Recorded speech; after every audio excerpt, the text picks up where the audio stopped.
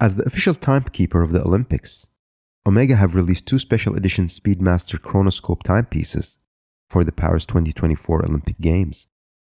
One in stainless steel with an anodized aluminum bezel, and the other in 18-karat moonshine gold with a ceramic bezel, which I think captures the spirit and style of this iconic sporting event. I really think these two watches are beautiful.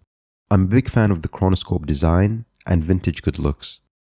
As a matter of fact, I really like almost all vintage-inspired Bicompact's chronograph designs. The Omega Chronoscope is quite an eyeful. The dial does look very busy, and while I prefer cleaner, more legible dials, in the Bicompact's layout, I think the complexity works well. There's a strength here to the busyness, and without the rings and markings, the watch wouldn't have the same impact. The dial is a nod to the 1940s and 1950s Omega chronograph era.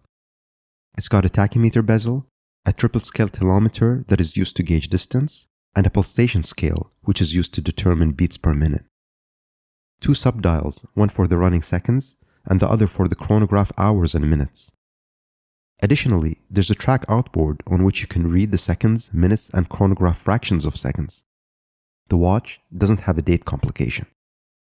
The watch's diameter is a bit on the larger side at 43 millimeters, but comes in at a very reasonable 48.6 millimeters from lug to lug, thanks to that Speedmaster case.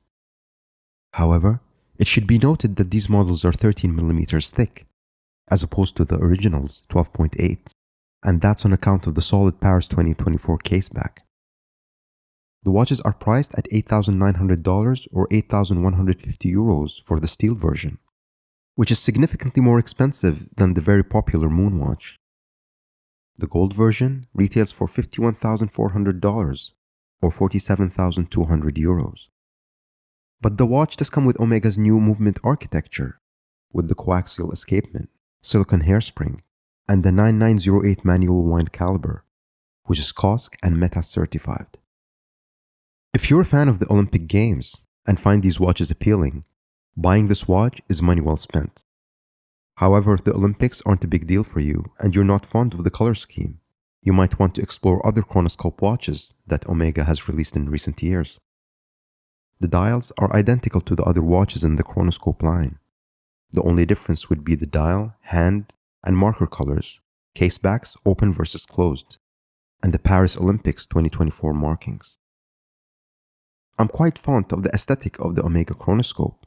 However, they seem to have garnered less attention compared to the Moon watch.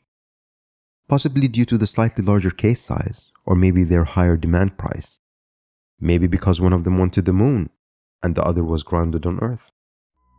The fact remains that the Chronoscope pays tribute to Omega's past and takes note of the manual wind chronographs that dominated the first half of the 20th century until 1969. That's it for this episode. Thanks for tuning in. Please leave a like and subscribe. I wish you the best in your watch journey, and I'll see you in the next one.